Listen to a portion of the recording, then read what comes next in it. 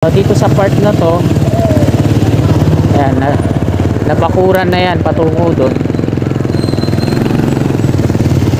Ganon din dito sa kaliwa ay nabakuran na rin po yan patungo doon naman. So huwag na po tayo magtagal dyan, mainit tayo sa mga mata ng mga gwardiya ng NCR. So nandito na tayo sa part na to. Ito yung nilagyan nila ng mga tali, tapos ito na yung bakod hanggang dito sa dulo ng bahay na to. So nandito tayo ngayon mga kasikap sa Algeciras Street. So ito na yung bakod nila at hanggang dyan. Sinimulan ko to, walang naniniwala sa paligid ko. Ano? Magandang umaga po sa lahat ng mga kababayan natin, Mapa Luzon, Visayas at Mindanao, at maging sa mga kababayan natin on abroad. Magandang umaga po sa inyong lahat. Nandito po tayo ngayon sa Simon Street at mag-update po tayo dito sa NLEX Connector. Section 1 pa po ito hanggang Spania Boulevard at hanggang G. Tuason Street po ito yung update natin. Titingnan natin kung ano na yung latest na progreso dito sa NLEX Connector Section 1 and 2 at saka sa NCR yung ginagawa nilang pagbabakod. So ngayon ay araw ng Martes, ika-14 na po ng Mayo taong 2024 at ika-7 na po ng umaga. So wag na po natin patagalin ito mga kasikap. Tara, let's go!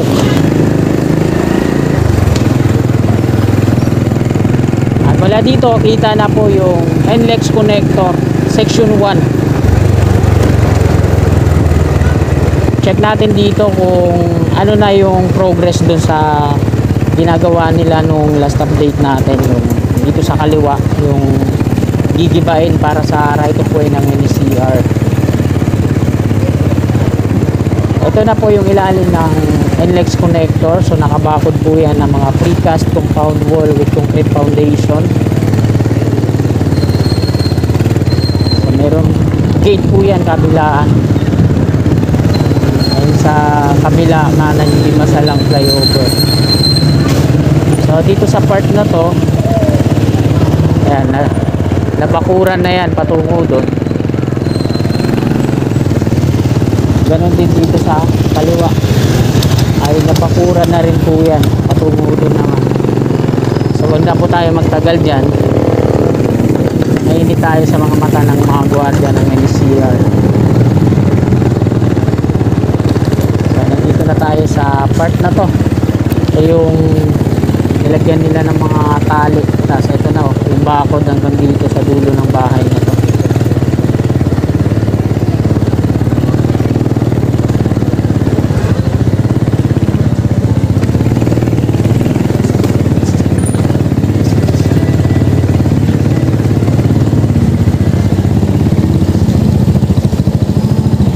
So nandito tayo ngayon mga kasikap sa Algeciras Street. So ito na yung bakod nila at hanggang dyan. So hindi pala nila giniba yung mga bahay na yan patungo doon, pero gigibayin din yan kasi sakop pa yan ng right of way pag nag-start na patungo doon sa may Dimasalang. Ayan yung hilera ng mga kabahayan mula dito hanggang doon sa Dimasalang flyover. Ayan, wash out yan. So yung clearing nila nung isang araw, ito pala yung tinanggal nila yung mga baro-baro dito. Ayan. Sa ngayon binakuran na nila ito, kulay brown na rib type na yero, tapos yung pinaka stand nya concrete, tapos yung mga scaffolding.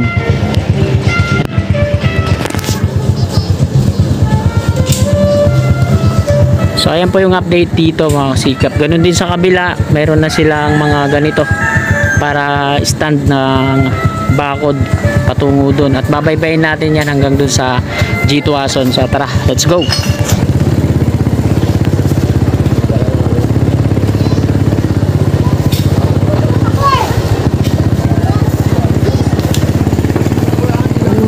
Pamilya ng mga dwellers na nakatira dito sa loob ng bakod na yan, nag-clearing sila. Bali lumabas lang sila, nandun sila sa gilid ng bakod naman kung meron yung mga gamit nila, tapos yung doon sila natutulog sa may gilid. So nandito na tayo sa Maria Clara Street. Lagay na rin sila ng tali dito, palatandaan na babakuran na nila, at may mga poste na yan, may mga concrete at scaffolding pinaka-stand. diretso po tayo. May gwardiya pala dun.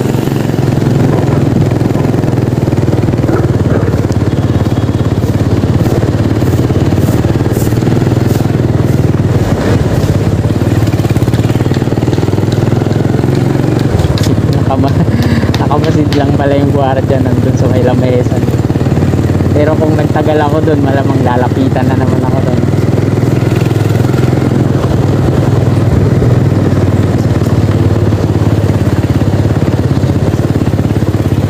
Nandito na tayo sa Laon-Laan Street. Ito naman yung Laon-Laan Street, mga kababayan. So, meron na rin tali, caution para sa gagawin nilang pagbabakod hanggang dito.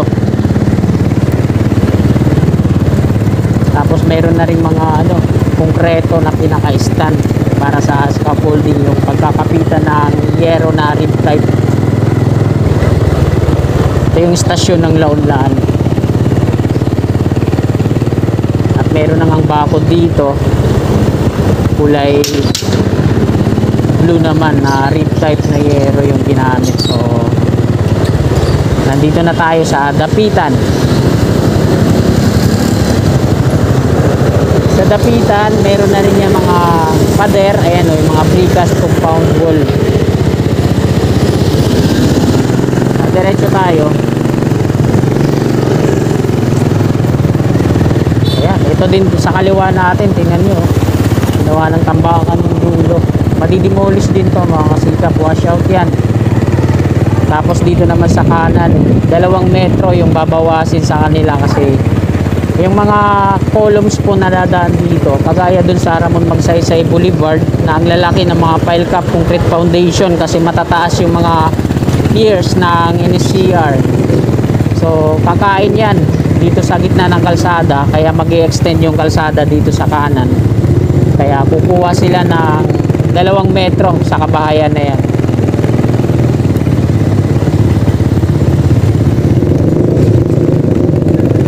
Wala pang pagbabako dito sa P. Margal. Ito yung Calubco Bridge patungo dito. Under repair po yung Calubco Bridge yan. Calubco Bridge. Ito yung P. Florentino Street. On-ramp naman po yun dyan sa ating kaliwa. Kakanan na ako dito, hindi ako didiretso doon kasi mahirap mag U-turn doon. At yan po ang istasyon yan sa may Calubco Bridge at patungo doon sa Espanya Boulevard, pero hindi na makakatawid doon sa kabila sa dati at lumang istasyon.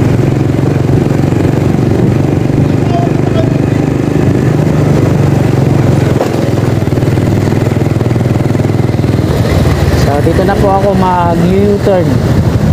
Kakaliwa ako.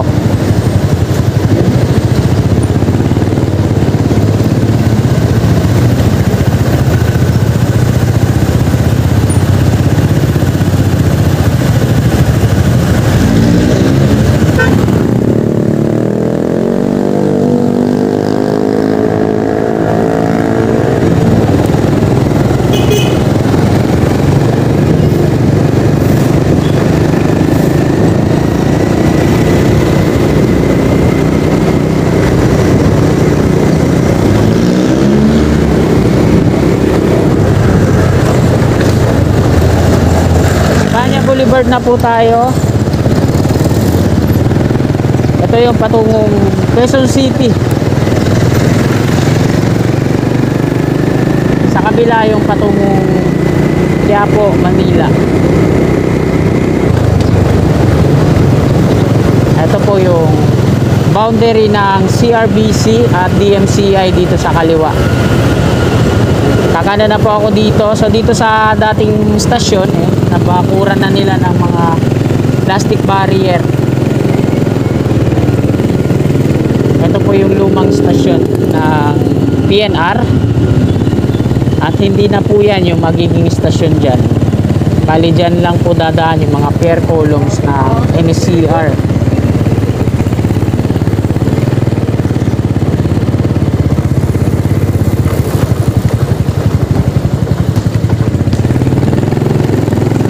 Bali hindi na magagalaw to dito sa kanan, napakalawak naman dito. Tsaka mga columns lang ang dadaan dito, hindi naman stasyon. SH Loyola Street na po tayo. So ito na po yung update dito. May mga kotse na rin na lumalabas din oh. National na ba yan? Ayun oh. Pinarang ng ano ng enforcer. So bumaba ata siya dyan na hindi pa operational. Ayan o, pinapagalitan. Wala sigurong signage dun sa dulo ng off-ramp pababa. At wala dito mga kasikap sa SH Loyola. Ito po yung lineup ng mga mid-type na yero, pinakabakod nila.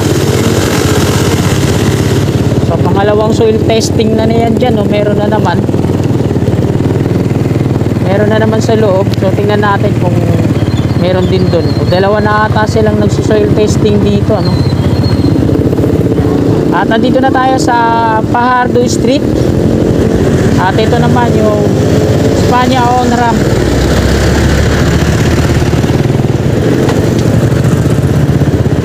So hindi pa naman operational. Naligaw lang siguro kanina yung doon na nag-exit.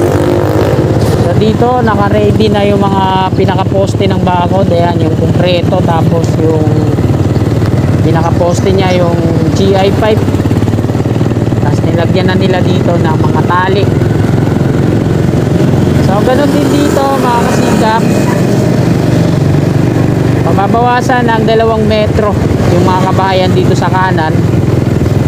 Dahil nga po yan sa uusog yung kalsada. Kasi dito sa gitna kakaroon ng mga pier columns at mga pile cap concrete foundation kagaya sa Ramon Magsaysay Boulevard. So malalaki po yung pile cap nun. Kulang-kulang 2 lane yung sinasakop. Kasi matataas yung mga magiging pier ng NCR, mga poste.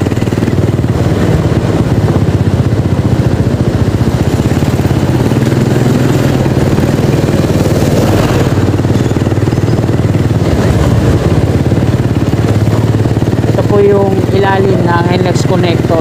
Section 2 na to mga kasikap ha. Kasi ang section 1 mula dun sa C3 Caloocan patungo dyan sa Espanya Boulevard, at ang gumawa nun ay DMCI.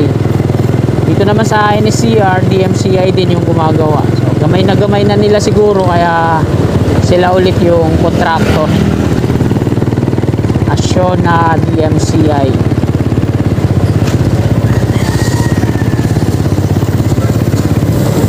Yung DMCI, DM Conson GINC.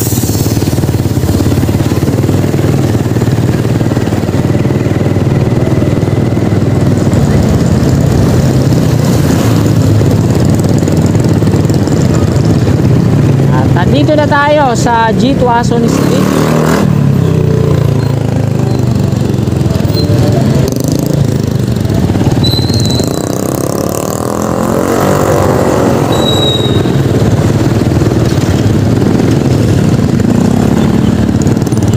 Ayan, sa parting yan, dyan nakatira yung mga two-wheelers ay wala na ano.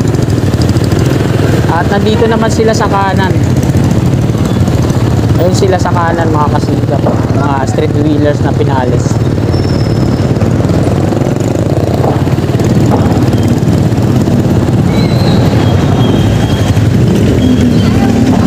So wala pang fencing na ginagawa dito, pero mayroon ng mga plastic barrier na nakaharang. Ayan yung outpost ng guardia sa kanan. Sa gilid yung binasag yung salamin ng outpost nila. Ayun yung mga kababayan natin, mga two-wheelers na nakatira dito sa likod. At dyan sa gitna ng riles yung mga gamit nila, tapos nasa gilid-gilid din sila sa kanan. Ito yung ilalim ng NLEX connector, Antipolo Street.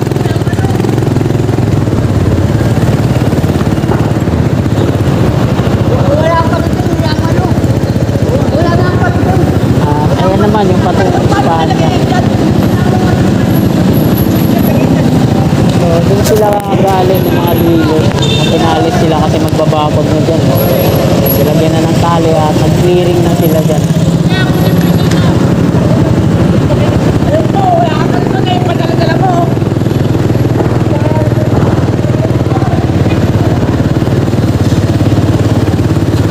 Ayan mga kasikap, dito na po nagtatapos tong ating update ngayong umagang ito. Araw po ng Martes, ika-14 ng Mayo taong 2024. At ito na, mag-ikawalo na po ng umaga.